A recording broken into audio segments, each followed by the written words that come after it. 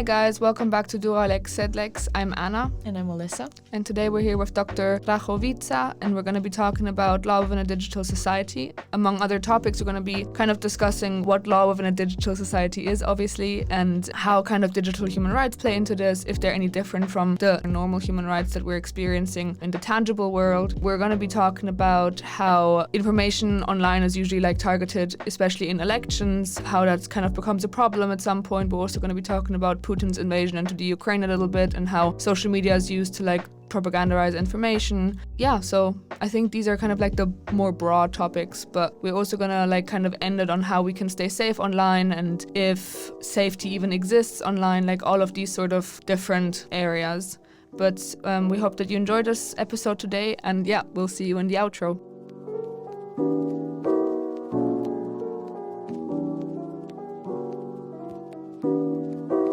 So the first question that we have for you is, could you please introduce yourself to the listeners who may not know you and what your research expertise is? Wow, that's a difficult question. First of all, thank you for having me. Wonderful initiative. And Anna, well done for pronouncing my last name. Excellent. Okay, so I'm Dr. Mando Rachovitsa. I'm a part of the Transgender Legal Studies department at the Faculty of Law here at the University of Groningen. My background and expertise is on international law and human rights law, but for the last 7-8 years now, I'm also doing a lot on international technology law. So my expertise is on these areas. Okay, perfect. So could you actually define what international law means for you? What is international law? Just as a big concept, just broad. It doesn't matter how specific you go, just what it is for our listeners. This is actually a difficult question. Strictly speaking, if we take a very doctrinal, positivist approach, international law concerns relations between states. So any type of international legislation or regulation regarding areas that they are not only or outside of only domestic concern, right? A little bit more broadly speaking, we shouldn't restrict ourselves to a state-centric only concept of international law, so it involves also other actors, individuals, groups, multinational corporations, and many other things. So anything that doesn't concern only the domestic realm is international law. Okay, perfect. Thank you so much. And how would you say that relates to law within a digital society and digital law like that? Okay, so now we're going to start with these very fuzzy, big terms, right? There are many terms going around. Let's clarify something. Technology law or digital law, some people call it technology law, digital law, is not necessarily an area of law, not just of yet. The way to visualize a little bit technology law, at least from my point of view, is that in many different areas of domestic and international law, we start to have very prominent cyber digital aspects. So you can discuss contract law, which is a very traditional subject when we study law, right? And many students find it very boring. But we can discuss contract law in the context of the blockchain, because blockchain is a series of contracts, and there you have, the digital aspect. How do we adjust contract law to blockchain? We can discuss classical public international law, as in the use of force, the rules on the use of force, which is very relevant right now with Ukraine and Russia, the international conflict, the war. And we see that the war is actually hybrid, so there are many cyber aspects to it. So my main point is with these examples that existing areas of law right now are being cross-cut with the so-called tech law. So tech law is basically any area of law, almost all areas of law nowadays, that has cyber aspects. At the same time, slowly and gradually, we start to have now or in the future, let's say, a gradual consolidation of a new area of law called technology law. Just because you mentioned kind of how digital law... I need to interrupt you now. Can I interrupt you? Yeah. Because usually when people call other people for interviews, they give them the questions beforehand. So we need to clarify here that they did not give me the questions beforehand, and that's actually a very good thing. If I may go into my fourth question, you mentioned how technology law kind of encroaches upon all areas of law, but how would you define digital human rights? This is very close to home, one of my very specific areas of expertise. Well, can we do it a little bit interactive? Sure. right? It's a podcast after all. Yeah. So how would you define it? Not define it, it's very strict. How would you experience it? What is digital human rights? I mean, I did take your course on data protection. Okay. So I may be a bit affected by what I learned in that course. But I think I would say they are the human rights that we experience as people who use the internet and the online medium in general. So I think they should be like separate human rights that just protect us as citizens online. So they're very different in nature, in my opinion, from what we experience in the real tangible world, because the whole internet is a very different world altogether from what we have experienced until recently. So they mainly, I think, in my opinion, I think they relate to privacy the most, because I think that's one of the biggest concerns that we are facing now with the digital environment. But I again, this is just my personal opinion. Okay, someone was paying attention in class. No, I very much agree as well. I didn't take your class. That was during Erasmus, right? Yeah, I was on Erasmus during that time. But I would definitely, like, from what we learn now during our course anyway, I would definitely agree that it's very linked to privacy and like how we are being protected online and how we can protect ourselves online, and how like our personal data is being used and sensitive personal data and all of this like sort of stuff, I suppose. I think that's how I would like experience it the most anyway. Privacy settings online. Excellent. Yes, that nobody really checks, huh? Okay, a great point that Alisa made earlier. See, you talked about the real and tangible world. So we have this distinction, right? What is real, tangible, like offline, right? And then we're like, what is online? Which is it real? Is it tangible? Can I say a very brief story? During the summer, I had a guest lecture at the college, high school, for high school students in New York. And there we were discussing some digital human rights as well. And at some point I asked them, so they were 16-year-old kids, right? And I asked them, do you have a sense of belonging online? And belonging is a quite strong term, huh? So if you ask me, and I suspect that if I ask you, if you have a sense of belonging online, the answer would be no. Yeah. But the 16-year-olds, without hesitation, said yes, of course. I see that you're a bit surprised, huh? Yeah. So you see how quickly things change as to our sense of belonging, as to what is real and what is tangible, right? If I may interrupt for a second, what do you mean exactly by belonging? Like belonging in the sense of like a private, personal belonging, or in the sense of belonging as a person in a certain place? So I discussed this a little bit with them, right? You know, myself to understand as well. They told me that they have a sense of belonging online in general, as an online space. They feel comfortable there, right? And more specifically, to make more concrete, inside very specific online communities. So, for example, the gaming community. This was a very example that many people invoked. The example of VR reality playing, right?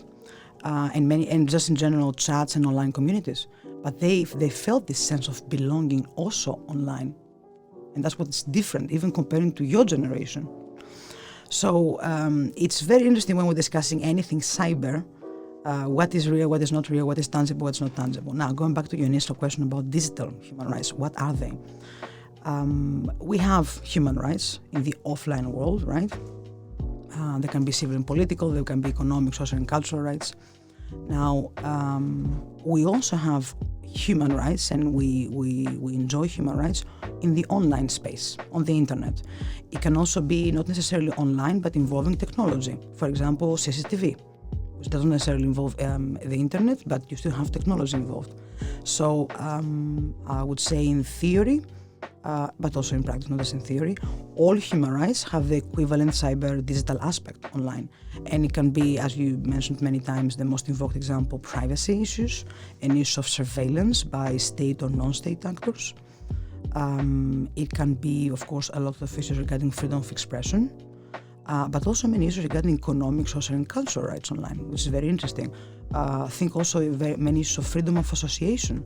So when we want to arrange a protest in the real, tangible world, most of the mobilization happens online, right? So there's a huge connection. There are already cases even before the European Court of Human Rights about states, and if I'm not mistaken, that case involved Russia, funnily enough, that they shut down the internet so that they're not be able to mobilize online in order to protest offline. That's what digital human rights are. Now, do we need separate, different set of human rights? Do we need new law?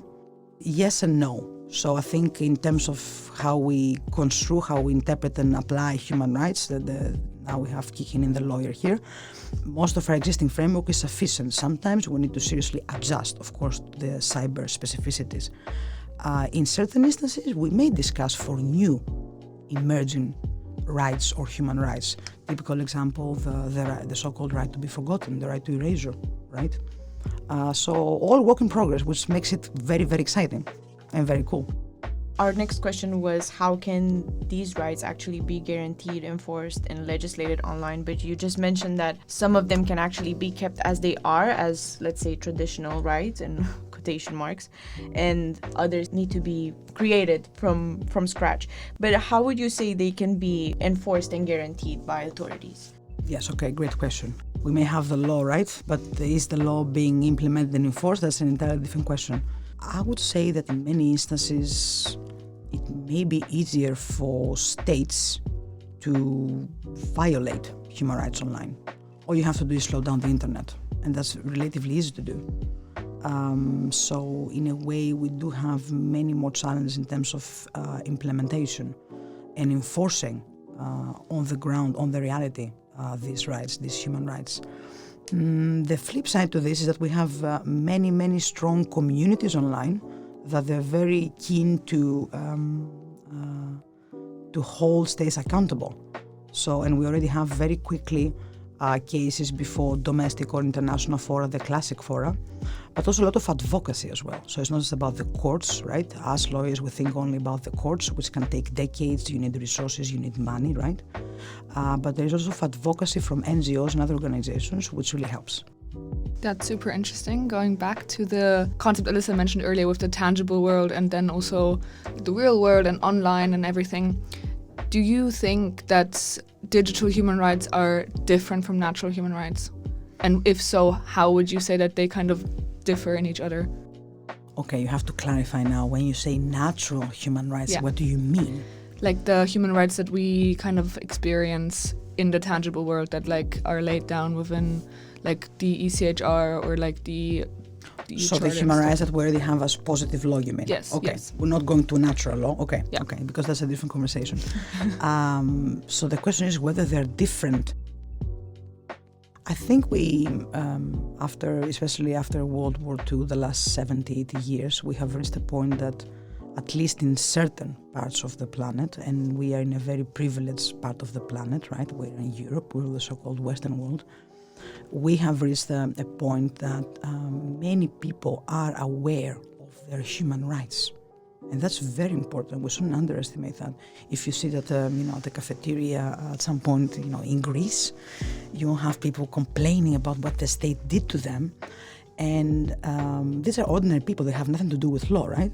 And you'll hear them saying, I will take them to the European Court of Human Rights. And that's something awesome, right? Because people are aware of what is going on and what their options are.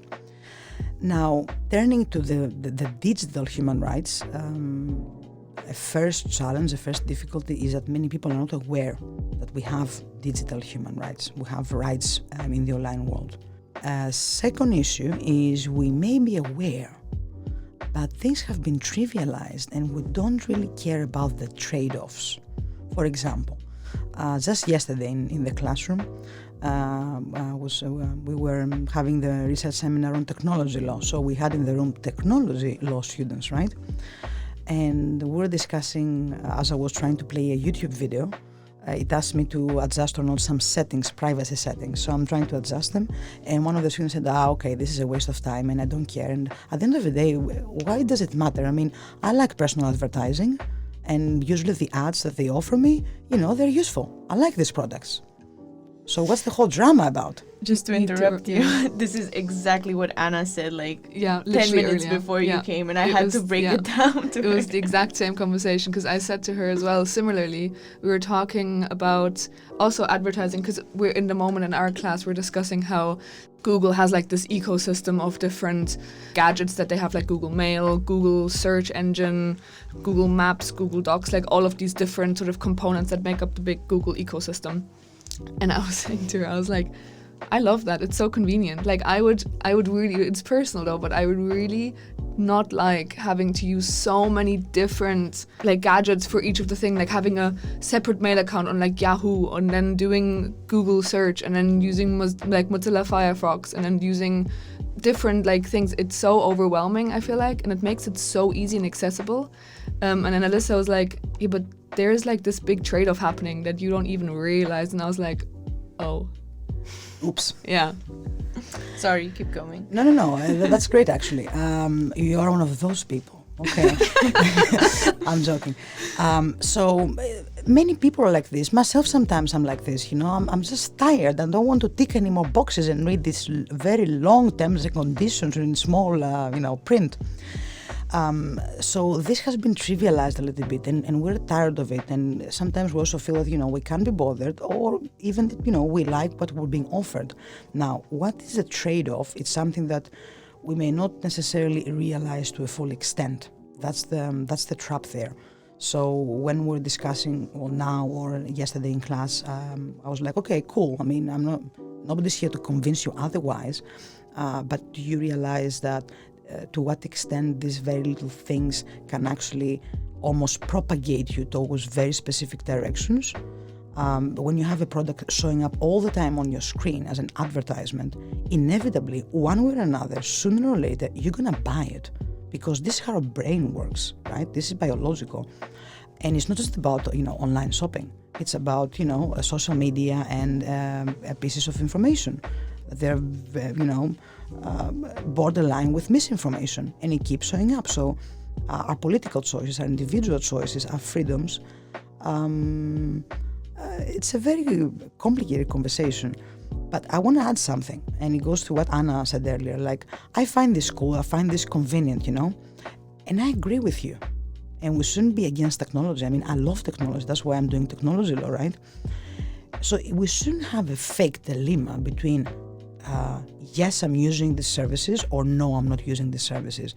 We should have options, and technologically speaking, it's possible 100% to have cool tools that, you can also merge many different services, but at the same time, sufficient guarantees by specific actors that, they're respecting our choices and they're respecting our rights, and at the very least, they are informing us appropriately. So I think it's a fake dilemma. We have a third and a fourth way forward to have cool tools, to have cool gadgets, but at the same time to be able to enjoy our human rights and to be aware of what is going on. This is very, very relevant, actually, because I think most people don't realize how companies actually use personal data as a means to market products to us, and how many people say it's the currency of the 21st century. So if you could please explain to our listeners how companies actually use it as a means to market products to them, or not even products, just change their opinion in general, even their political opinion, because that's what actually one of my other questions, how does data manipulation affect political opinion? Okay, now we're going to deep waters. We already have experienced, and there are already ongoing studies and testimonies from people about the manipulation of voters in the US elections with Donald Trump, and in the UK, right? And many other examples from other parts of the world. Brazil and the use of WhatsApp, it's also very relevant. So we already have this, and it's already documented, and you already have whistleblowers who came forward and they said, what is happening is crazy. We are actually manipulating on a neighborhood, individual level people. So for example, with the US elections and the UK elections, what they did is that, very crudely, okay, we'll describe it now, they were able to identify the voters that they were indecisive in that moment, right? And they start to bombard them on an individual and small groups level with very specific information. And this worked. Because when you're indecisive and you get very specific pieces of information continuously in your social media, this is your bubble, right? So they were convinced towards a very specific direction. This is a huge challenge. I mean, this goes way beyond human rights or consumer rights. This goes directly to issues of democracy and how democracy functions and will function in the future. Another example that doesn't have to do with elections, but has to do with our everyday life, right? And you don't have to go, really far away. When you go to the supermarket, do you have one of these cards that they give you points? Do you use them? Yeah, the Albert Heijn card. And the Jumbo card. Most all supermarkets offer this choice, this option. So this little card that you get points from actually documents every single thing that you have bought since forever in the Netherlands, right? It's there. And somebody will say, okay, so what's the big deal? Well, we can predict with algorithms the behavior of consumers. That's a fact, it's happening already. And direct them very specifically, from how the placement of products on shelves, the advertisements online or offline, very, very concretely guide and manipulate consumer behavior. The beauty in this consumer behavior, political behavior, is that we're not even aware of this. And there are some excellent documentaries available and in a very specific case of Tristan Harris. Tristan Harris is a former Google executive working on ethics at Google. And at some point he stepped down and he said that the tools that we design, and with him many other executives from Instagram, Twitter, they stepped down and they said that the tools that we're designing are by design, by definition, addictive. Think about the refresh button on Facebook or another media. This is a feature that is by design addictive, right? So also the endless scrolling on several apps. These are these are features that they're by design addictive. We are addicted to them. So and they affect our brains. There are already neurological studies that they affect our brains and in ways that we don't realize. So what is happening to us, how we're being manipulated or guided towards a specific direction, we're not aware of it. That's the beauty in this whole scheme. So going back to the example with the supermarket, if anybody is able, and you can do it, gather all the data regarding all the products you have ever bought, can infer kind of scary things about Anna and Elisa. When do they have their period? Did they stop having their period? Are they pregnant? How many alcohol do they consume? Maybe they're alcoholics. Are they vegetarian or vegan? What kind of meat do they eat? How often do they go? What kind of cosmetic products do they use?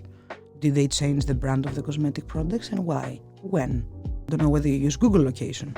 The different, most people, they have it active. I'm a bit paranoid, so I always have it inactive. Where we go, also we can infer very creepy things about somebody. Do you stop at the building where, it's a building that there are many therapists, so do you have psychological issues? Did you go to an abortion clinic? Who do you visit very regularly these days? Who may be your, boyfriend or girlfriend? What kind of choices you make in terms of, where do you shop from? If you put all of this together, you can infer and you can predict amazing things about people, and this is important, not only on an individual basis, on a group basis. And this is what is really different with algorithms and digital human rights. That we're not talking anymore about individuals, but we're talking about prediction on a group basis. We can predict and manipulate groups, and this is something that existing human rights law, because existing human rights law is built mostly, if not exclusively, on an individualistic basis, right? We're dealing with individuals, so existing human rights law cannot digest, and there we do have a gap. Yes, that's very interesting. What legal instruments currently govern the internet usage in that way? And then also, do you think that they're useful considering all of the personal data that's being collected and what's been happening with that, especially like in political situations, personal situations, like all of these sort of topics? Okay, we have a lot of law, right, that we can use. And you can start from resolutions that they're non-binding, but they're very influential and persuasive, from the Human Rights Council at the UN, from different committees of the United Nations, to recent judgments by international courts, of course to pieces of domestic legislation. Let's not forget domestic legislation is very important these days. So we do have existing law, we do have existing acknowledgements by states that existing law applies also online. That's important. Now, that's one. Second, there are challenges that it's very likely that we're not able to address with existing law. The last example about the challenges for groups, it is unlikely that we can address it with our existing legal framework on human rights law. And that's why many people, they start talking about the concept of group privacy. So there we need new legislation, we need new law, but we also need lots of creativity from us lawyers. And this can be a nice playground in a nice way, because we need new concepts, we need new legal innovations in order to capture new realities. Because right now we're trying to catch up, right? Law always tries to catch up. There's no other way around it. So we have these new realities, we have these new phenomena happening online, and the law just tries to catch up. And us as well, and you students, we're just trying to understand and come up with terms, new words, and what do they mean. And this is a very important part of the conversation. Just to add that we usually focus a lot on law, and law is very important, of course, we're lawyers, but there's no way that we will discuss technology related issues, digital human rights, without involving other disciplines. So disciplines that they have to do with psychological manipulation, for example, computer science, and many other things. It's impossible. Relating to other disciplines, how would you say that technology law, or like technology in general, impacts other areas of law, like let's say environmental law or maybe public law? Well, technology law and the new cyber phenomena, essentially they come to nudge and challenge a little bit existing concepts and existing law, right? So you can either have certain leeway and you're able to adjust existing law to something new. For example, let's give an example. In terms of public law and administrative law, right now in the Netherlands there was the last 2 or 3 years, a very well-known case, the so-called Siri case. I see that you're nodding, so you know the case. And there we had, and we still have, an ongoing situation where the Dutch state decided to bring together many different data sets and databases about the citizens, and use an algorithm with a very cute name called Siri, right, to predict the behavior of consumers regarding how much water do they consume. Have they paid, maybe they're defrauding the state with regard to their healthcare benefits. So there an algorithm was used by the state in the context of public law and administrative law that it turned out to have huge problems in terms of legality, as the Dutch court decided 1.5 years ago. There, what we do basically is that we go back to the very basics, because we don't have, imagine that for the city legislation, we didn't have proper legislation by the state, right? So public law and administrative law, they can be of little help in this regard. So what we do is that, what I like to say in the class, we need to go back to the very basics, because all areas of law, including public law, for example, it gives you the very basics, as in principle of transparency, right? Or principle of accountability of the state. These are the principles upon which public law was essentially created, regardless of the very specific provisions in legislation.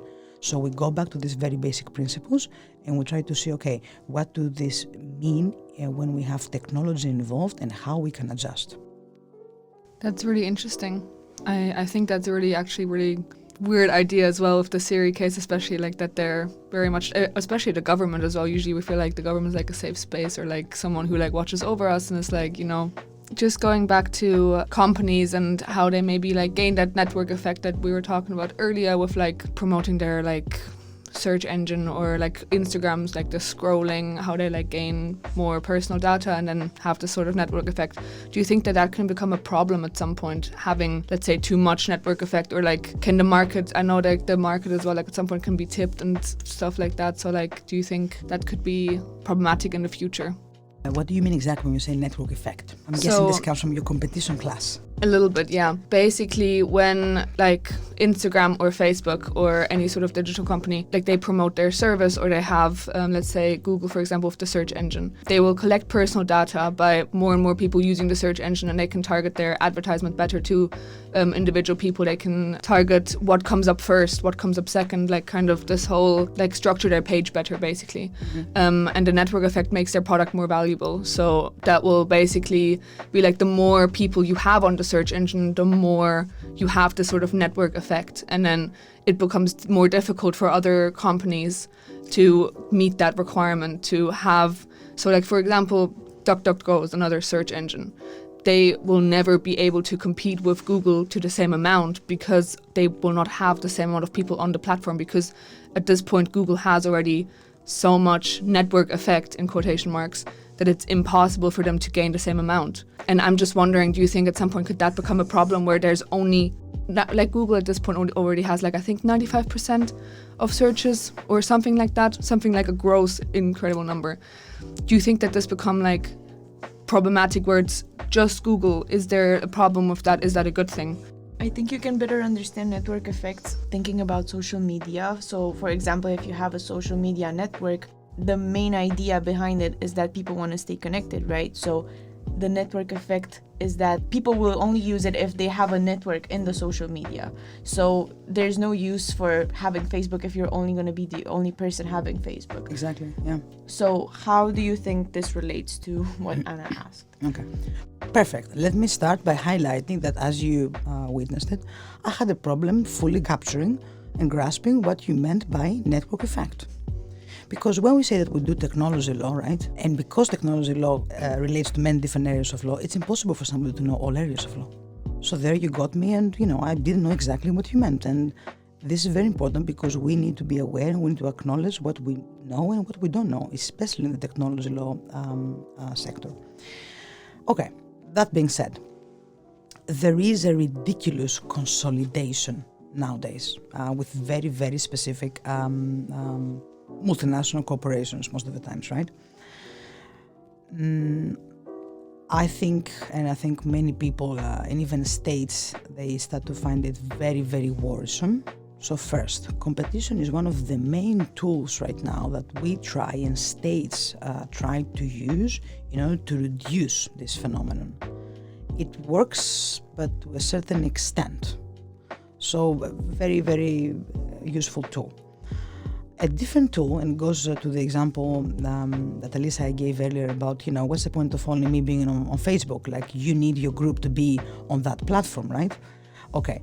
A very neglected provision in the GDPR, in the infamous GDPR, is the so-called right to data portability.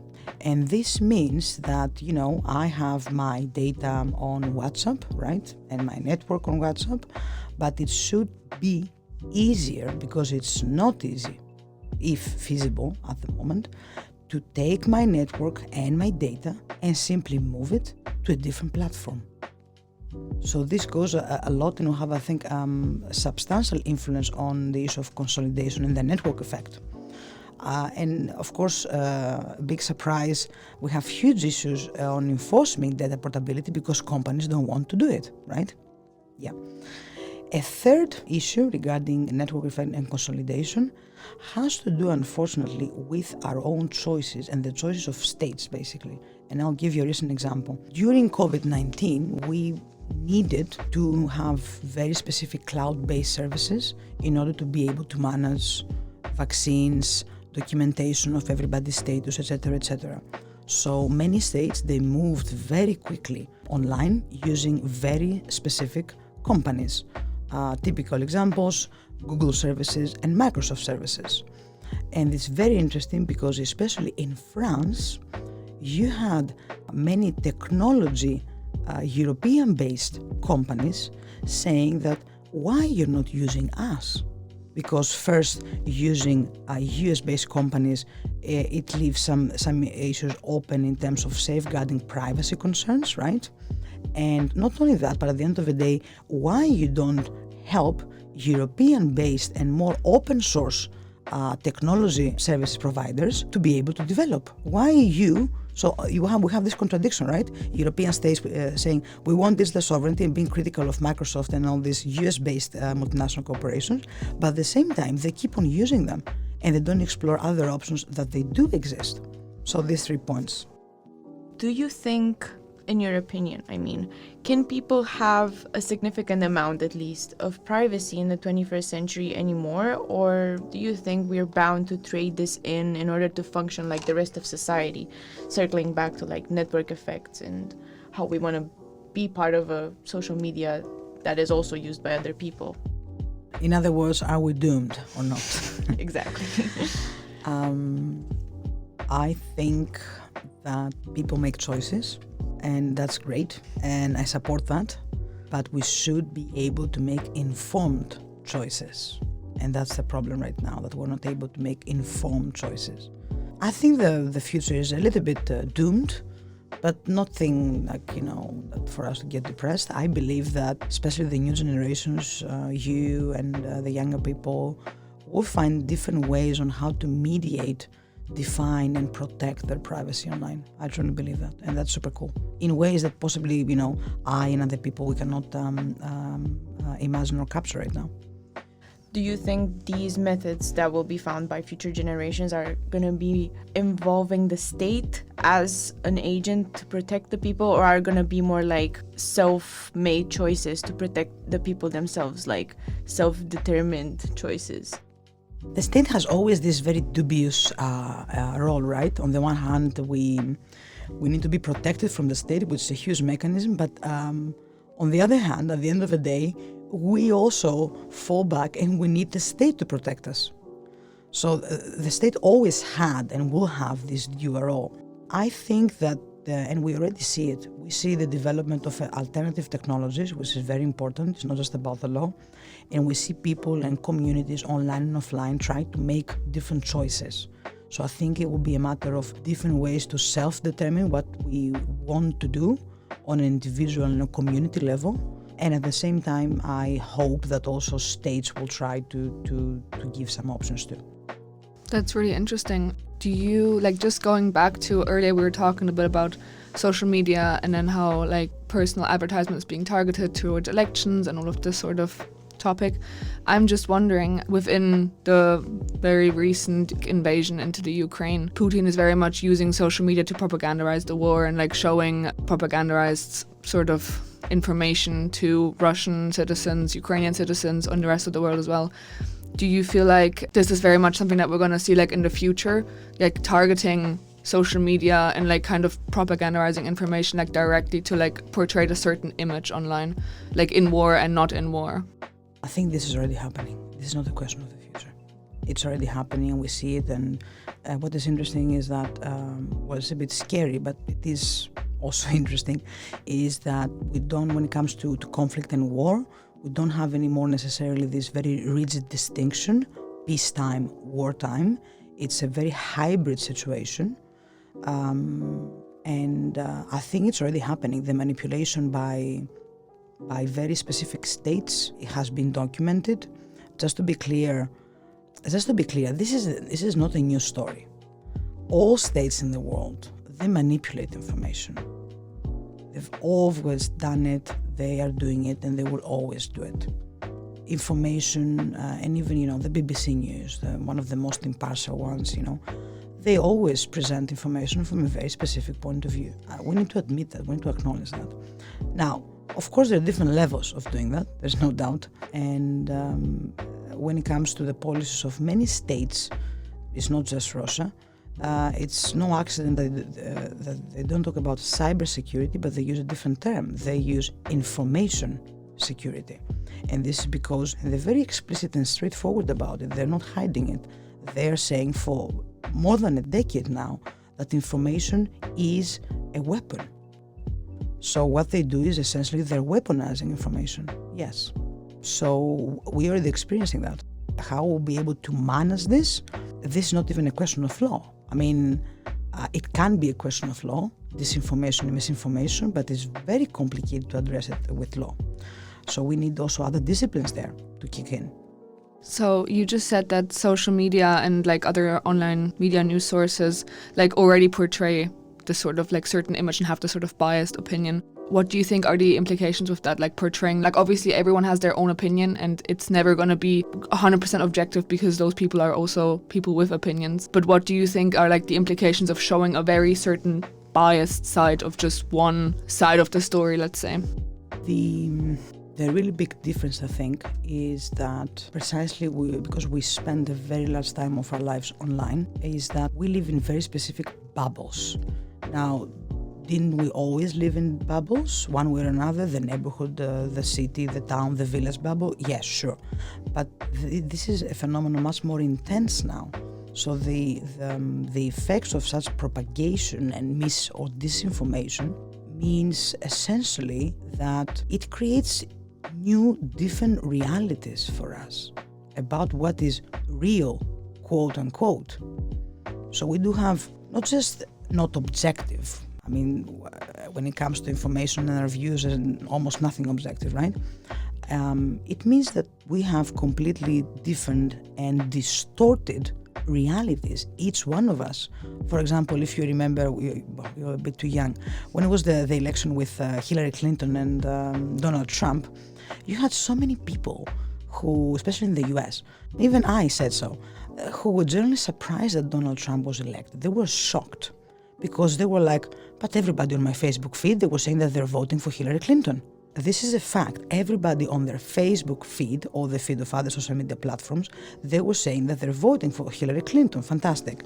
But this is a very, very specific, custom-made bubble that created, however, a completely, almost replaced reality. So it created a completely distorted vision of reality and what is out there. That is what is very dangerous. So why do you think these bubbles are created by either technology designers, let's say, or like programmers, or what is the intention of having people in bubbles? Because the point of the internet, like when it was first created, was to have people be more informed, have more access to information. So why do we find ourselves trapped, let's say, in these bubbles at the end of the day? Okay, that's great, because you're going back to the creation of the internet. The internet and the web were created exactly as you said, with the opposite intention.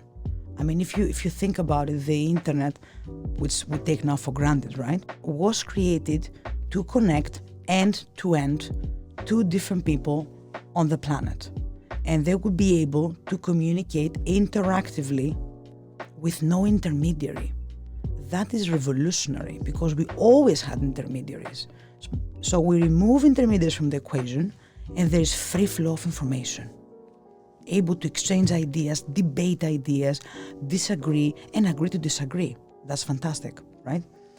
And it is still fantastic. I think, and from what other people have been saying about this, I think bubbles, they were not necessarily created with the intention to create bubbles. It just started to happen while the technology was being used, and it just felt that, it's very much convenient, and it really works first in terms of money, because you capitalize on this, right? And also as a tool to have power. So money and power, these are the two forces in the world, right? And what is more powerful than being able to manipulate on an individual and on a group basis, even on a global basis? So I don't think that was necessarily the intention, but when it started to happen, I think they further build upon it, and we are where we are. After all, do you think we can still have democracy in the real sense, considering the implication of data and how it can be traded and manipulated, and considering its implications on not even our behavior as consumers, but like our behavior as political citizens, as voting citizens? I remain, and I would like us to remain optimistic. I think it's very important. Not just to remain optimistic, as for the cause of that. There are already grassroots initiatives from citizens all around the world that they find ways to empower themselves. from India and amazing digital human rights initiatives in India to Africa, Europe, and everywhere in the world, discussing not just what is democracy, which is a changing concept, and that's not necessarily a very bad thing as long as we find new mediation tools on what we want from democracy and how we want it, but also more generally, like the concept of commons. What should be a commons and available to everybody, which has to do with, the whole institution of property and how do we define the boundaries nowadays, right? So I do remain optimistic, and I think cool things are happening. And we shouldn't focus only on the negative things right now, but we should also have a look at the things that other people are doing, but also what we can do. And I know that sometimes the question of what I can do is a bit overwhelming, right? Like all this is happening, and we're like, what can I do? You don't have to get involved with every single thing. You can choose one thing that really matters to you and speaks to you, and you just go and you fight the way that you want to fight to improve it, and that's it. Something that you care about. That's really interesting, just like looking at the cool things that are happening now. How do you think we as students, just to bring it back to like us again and like the student body as a whole, how do you think that we can actually keep safe on the internet? And how, like, do you have any tips or tricks, like personally, what would you do for, like, if you were in our position, or even because you use the internet as well, how would you personally keep safe on the internet? Is there even such a thing as safe on the internet? I mean, yes, why not? Why do we have to be so doom and gloom? Yes, of course there is safe on the internet. Like, I can ask you, the equivalent question, are we safe offline? That's a very good question. I don't know. Are we? At this point, yes, we are, obviously. There's obviously things that we can do to keep us safe. But, I mean, like, obviously we can keep safe. But, I mean, loads of different things always happen on the internet. You might, by accident, click on something wrong and you have some sort of malware on your laptop then. Or, it's a big space. Yeah, I know. But let's give a little bit some equivalent examples from the offline world, right? Okay. So you're going for drinks. You had a few drinks and you're going back home, right? Mm-hmm. What are you going to do? You kind of carry around your cash like this, like freely show it to everybody? No, you won't do that.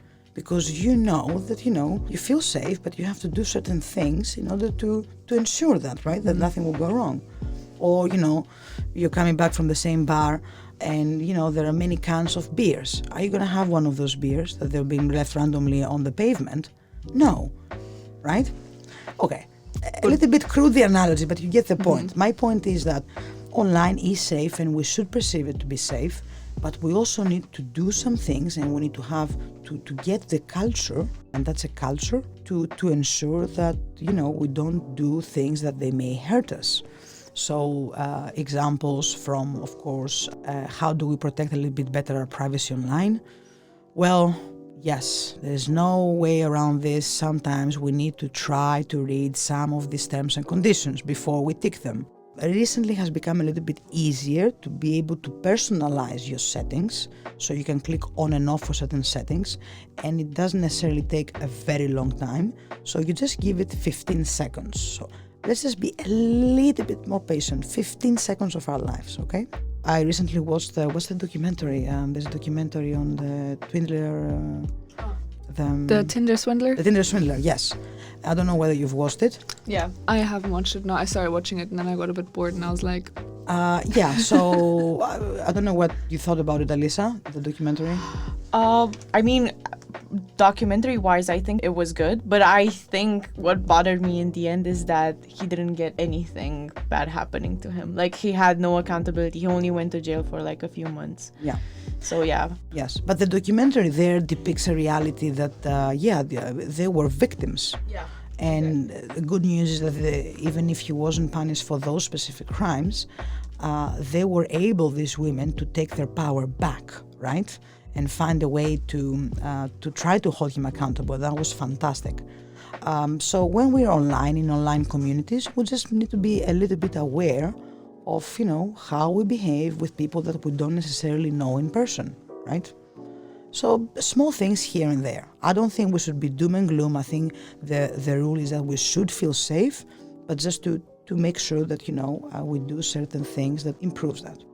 I think personally, I think there's degrees of safety on the internet, and there's also types of safety. Because, for example, you can be safe from let's say, someone hacking your device or someone accessing your personal location to like harm you, or like safe from predators, let's say, or from people stealing your identity. But I think what is hard is being safe from the companies and from people who actually own the internet, in quotation marks, because first of all, you're not expecting them to want to harm you in any way, but they're actually selling your data. And second of all, they use tricks to get you to agree to giving away your data, you know, or even your money sometimes for like, let's say, subscriptions or stuff like that. But what I wanted to ask you is, do you think safety online is as, let's say, self-evident as normal safety? The safety you mentioned about coming home at dark from the bar and not drinking from something you find on the street. Do you think people have this awareness online, or maybe we as future generations are gonna develop this kind of self-evidence about safety online? No, that's an excellent question. And it takes me back to the example because it was a crude analogy and example. No, it's what we mean by safe online is not self-evident at the moment, that's for sure. And it's very easy to be tricked, it's very easy to be manipulated. I think, for example, the generation of my parents, they can be so very easily manipulated online, right? And I think your parents as well, right? Yeah, even my mom, who's probably listening to this, I think it's very easy for her to believe a lot of conspiracies online, especially because of the bubble that you mentioned. Like, she's stuck in a bubble of receiving the same kind of information all over again. And I'm stuck in a bubble myself probably, but I know like some bubbles are worse than others. Like her bubble is worse than mine. So I know that that's actually not true, and they actually believe scams and stuff like that. Yes, so I think that gradually with your generation, for example, things have started to improve, but there is a huge gap in terms of what kind of culture do we build for the citizens and the digital citizens to be able to be aware and to have the tools to make themselves safe online. There's a huge gap, and there the law has very little to do. This has to do with how we grow up, the environment, the school, the tools will be given to have very specific seminars on how we want and we can be online. This is a part of the so-called cybersecurity culture, and it's very, very, very important issue right now. So now, just to wrap this up, do you potentially have any, like, because we're like also students, loads of our friends are in positions where they don't know how, like, who to go to if they want to take help with research, or they don't know where to even like start, because sometimes it can be very awkward just emailing random, in quotation marks, professors being like, hey, do you have a research position open, or do you know what I can do to kind of boost my CV or kind of get that expertise in a way? Do you personally have any research opportunities open at the moment? And also, do you like need help in any sort of way at any time point? Can people contact you? Are you open for that? Well, with the condition that they respect my privacy. No, in the, let me just say, and I mean it 100%, in the technology law track that we have created 2 years ago within the LLB program, Zam Bonici, Ionida Milai, and I, and other people, of course, but these are the three main players. I would like to think that all three of us, and especially Zan and Ionida, their doors are always open to everybody. I don't know of any person who went to them to ask for something or to request, an internship or research position and never got it. I don't know of any person. So our doors are always open. Just drop us an email. Well, I think all three of us were very friendly women, and we'll be very happy to discuss ideas and what opportunities and how we can help. And I think you mentioned in our lectures for data protection that you're part of the research group STEP. Yes. Is there any way students can get involved, or is it more like just a researcher thing, like professional researcher thing? And if it's not targeted for students, could you maybe like advertise it so people can look into it if they think it's interesting? STEP is a very interesting, if you are into technology law things and you want to learn about this. STEP is a very interesting research culture in the university, in the faculty, precisely because it has to do with many different aspects of technology law. The main players in STEP are members of staff and many PhD students, but there are also many students who are involved doing either formally an internship, an internal internship, because there's also this option, or helping in other ways with very specific projects. So there, yes, if you want to get involved, you can definitely get involved, and you can definitely drop an email, for example, to Zan Bonici. Thank you so much for coming on the podcast. It was a pleasure to have you on. Thank you. It was really fun. Thank you for having me. It was really nice. And thank you very much for the resources as well, both in like the information that you gave us and also for students, the research resources. Hopefully I won't go back home and I'll have 100 emails. Yeah, that's the... We can't guarantee anything. No rights derived from this podcast. Fantastic.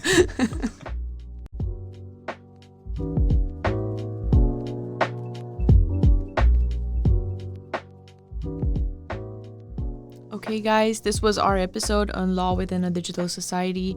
Thank you so much for sticking with us. And many thanks to Dr. Mando Rachovitsa, who helped us with our special interview today. Very, very detailed interview and very insightful. We're looking forward to the following weeks, and thank you for listening. Bye.